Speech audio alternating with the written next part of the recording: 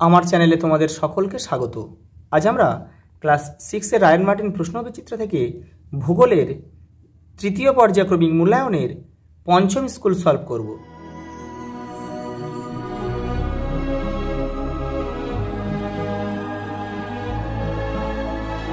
দেখো 5 নম্বর স্কুল কি দিয়েছে। প্রথমে দেখো, ভারতের রেখা মানচিত্রে নিম্নলিখিত বিষয়গুলি উপযুক্ত প্রতীক ও চিহ্ন সহ বসাও। দেখে নাও, প্রথমে কি দিয়েছে, গোদাবরী, পক প্রণালী, শুষ্ক জলবায়ু অঞ্চল, কৃষ্ণ মৃত্তিকা অঞ্চল আর সুন্দরবন। দেখে নাও, এই দেখে নাও 5 নম্বর স্কুল, পেজ 314। এখানে তোমরা এর নাম, ক্লাস, সেকশন, রোল কিন্তু ভালোভাবে লিখে নেবে। এটা পেন দিয়ে লিখবে উপরেরটা। এই ম্যাপ পয়েন্টিংটা কিন্তু তোমরা পুরোটাই কিন্তু পেন্সিলে করবে, ঠিক আছে। শুধু নাম রোল ক্লাসটা ওটা হচ্ছে তোমরা পেনে লিখবে, আর বাদ বাকিটা কিন্তু পেন্সিলে করবে। আমরা দেখো ভিডিওটা ভালোভাবে বোঝার জন্যে, তোমাদের সুবিধার্থে যেন পরিষ্কার হয় সেই জন্য কিন্তু আমি পেন দিয়ে করেছি, ঠিক আছে। কিন্তু তোমরা পেন ছোঁয়াবে না, এখানে পেন্সিল দিয়েই করতে হবে। দেখো প্রথমে দেখো কী দিয়েছে, দেখো প্রথমে আছে আমাদের গোদাবরী নদী আছে। দেখো এই যে এখান থেকে এই যে গোদাবরী নদীর মোহনা কিন্তু বদ্বীপ গড়ে উঠেছে, সেই জন্য কিন্তু এখান থেকে এই চিহ্নটা দেওয়া আছে, ঠিক আছে। আর নদীতে সবসময় কিন্তু তীর চিহ্ন দিতে হবে, নদীর প্রবাহ দিকটা তোমাকে দেখিয়ে দিতে হবে। দেখো তারা দুয়ে কী দিয়েছে, দেখো দুয়ে দিয়েছে পক প্রণালী। এই যে শ্রীলঙ্কা আর ভারতের এই অংশটা হচ্ছে পক প্রণালী, এইটা। আর এই জায়গাটা হচ্ছে মান্নার উপসাগর রয়েছে, ঠিক আছে। দেখো দুইয়ের দাগ দিতে হবে কিন্তু। দেখো পক প্রণালী দেখো 2 নম্বর দাগ দিলাম। দেখো 3টা দিয়েছে, দেখো শুষ্ক জলবায়ু অঞ্চল। এই যে শুষ্ক জলবায়ু অঞ্চল, এই অঞ্চলটা এটা কোথায়, এই গুজরাটের কিছু অংশ আর আমাদের রাজস্থানের ভারতের পশ্চিম দিকে, এটা এইখানে হচ্ছে শুষ্ক জলবায়ু অঞ্চল। পরেরটা দেখো 4 নম্বর দিয়েছে কৃষ্ণ মৃত্তিকা অঞ্চল, এই জায়গাটা, এই যে কৃষ্ণ মৃত্তিকা অঞ্চল 4-এর দাগ দিয়েছি। দেখো এইভাবে কিন্তু চিহ্নিত করতে হবে, পেন্সিল দিয়েই করতে হবে। দেখো 5-এরটা কী বলেছে, সুন্দরবন।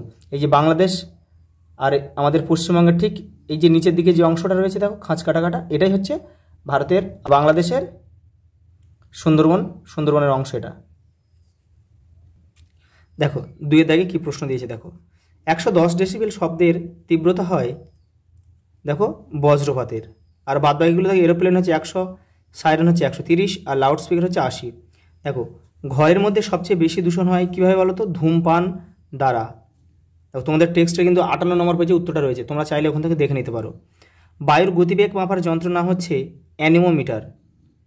আর এগুলো থার্মোমিটার হচ্ছে উষ্ণতা মাপা হয়, হাইগ্রোমিটার আর্দ্রতা বায়ুর, আর এটা ব্যারোমিটারের সাহায্যে বায়ুর চাপ মাপা হয়। পরেরটা দেখো, সূর্যোদয়ের আগের সময় কি আমরা কি বলবো, উষা, আর সূর্যাস্তের পরে হচ্ছে গোধূলি। নিরক্ষরেখার সমান্তরালে পূর্ব পশ্চিমে অঙ্কিত কাল্পনিক রেখাগুলি হলো অক্ষরেখা। মানচিত্রে দূরত্ব 5 সেমি সমান বাস্তব দূরত্ব 25 কিলোমিটার হলে স্কেল হবে 1 সেমি সমান 5 কিলোমিটার। হিমাচল প্রদেশের ভাষা হলো কিন্নড়ি।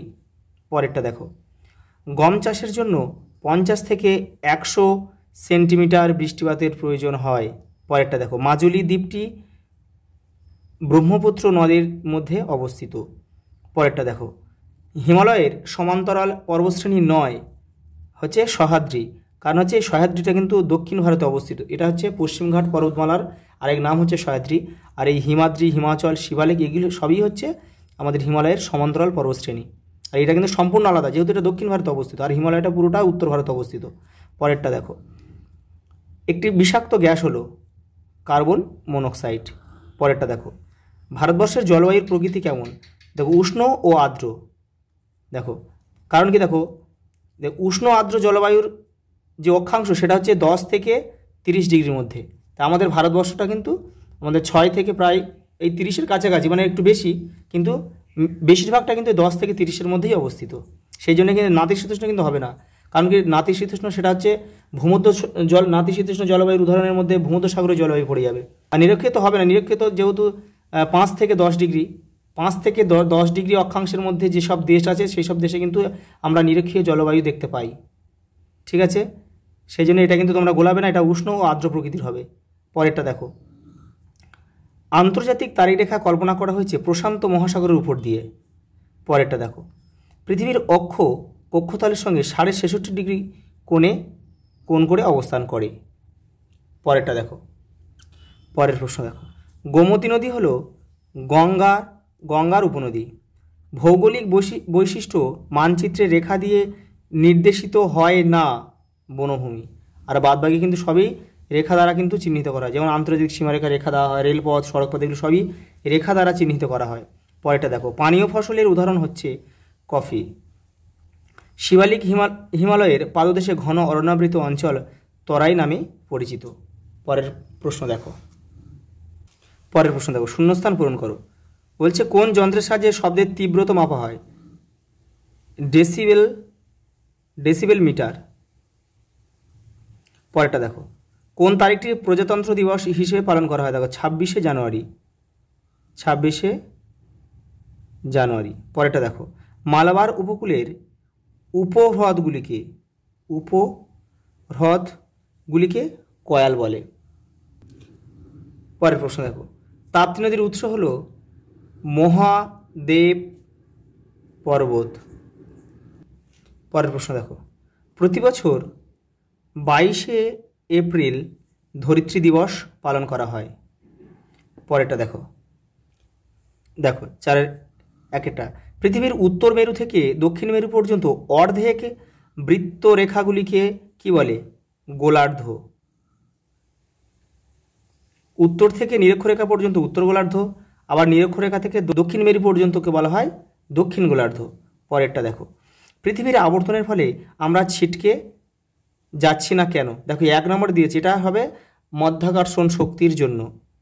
পরেরটা দেখো, পৃথিবীর মোট জলভাণ্ডারের নাম কি? মোট জলভাণ্ডারের নাম হচ্ছে বায়ুমণ্ডল।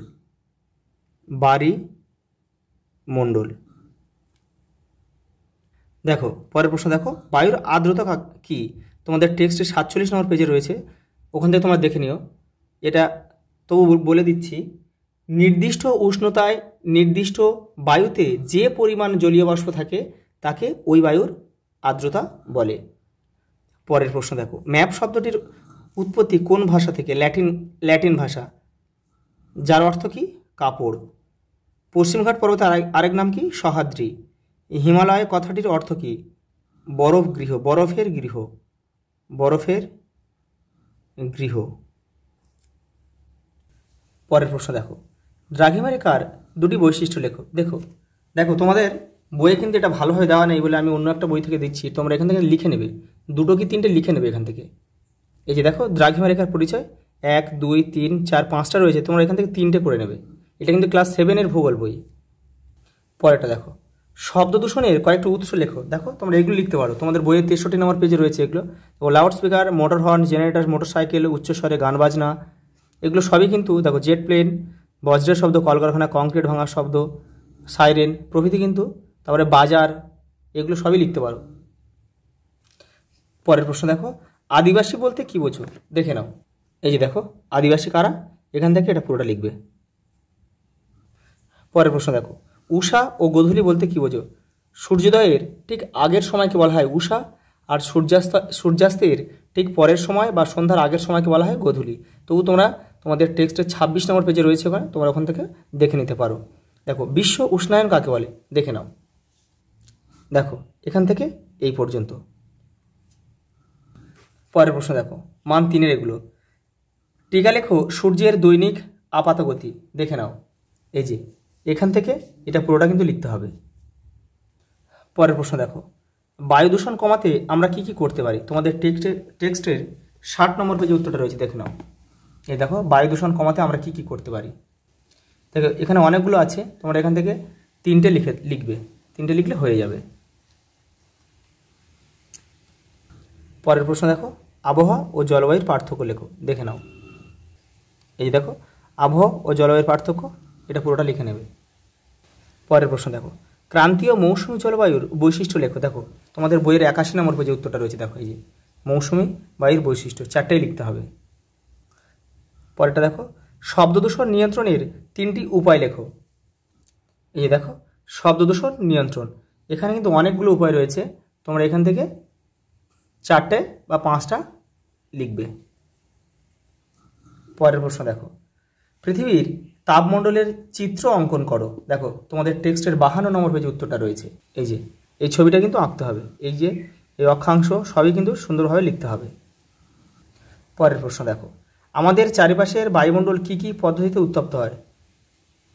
এই যে দেখো আমাদের চারপাশের বায়ুমণ্ডল কত রকমভাবে উত্তপ্ত হয়। দেখো প্রথমে আছে বিকিরণ, এটা সম্বন্ধে কিন্তু লিখতে হবে, যেহেতু মান 5-এর আছে পরিবহন রয়েছে আর এপারে আছে পরিচলন রয়েছে। এই তিনটে সম্বন্ধে কিন্তু তোমাদের অল্প অল্প করে লিখতে হবে। এই যে এই পর্যন্ত দেখো, পরেরটা দেখো, বায়ু দূষণের ফলাফলগুলি আলোচনা করো। দেখো তোমাদের বইয়ে 59 নম্বর পেজে উত্তরটা রয়েছে। এই দেখো বায়ু দূষণের ফলাফল, এই যে ওজন স্তর হচ্ছে বিপদের মুখে রয়েছে, অ্যাসিড বৃষ্টি, এগুলো কিন্তু সম্বন্ধে তোমাদের লিখতে হবে, যেহেতু মান 5-এর এগুলো সম্বন্ধে কিন্তু তোমাদের অল্প অল্প করে লিখতে হবে। এই যে গ্রিন হাউস পৃথিবী, এগুলো সবই করতে হবে। লাস্ট প্রশ্ন দেখো, ভারতের দুটি প্রধান ধান উৎপাদক রাজ্যের নাম লেখো। দেখো পশ্চিমবঙ্গ, অসম, বিহার, উড়িষ্যা। ধান চাষের জন্য কী ধরনের জলবায়ু ও মৃত্তিকা প্রয়োজন? দেখো তোমাদের বইয়ের 95 নম্বর পেজে কিন্তু উত্তরটা রয়েছে। এই যে দেখো কৃষিজ ফসল ধান, এই যে জলবায়ু, এই যে উষ্ণতা, আর এই বৃষ্টিপাত, এই যে মাটি রয়েছে পলিযুক্ত দোআঁশ মাটি, জমিতে জল দাঁড়িয়ে থাকা প্রয়োজন। আচ্ছা এই পর্যন্ত, দেখা হবে পরের ভিডিওতে।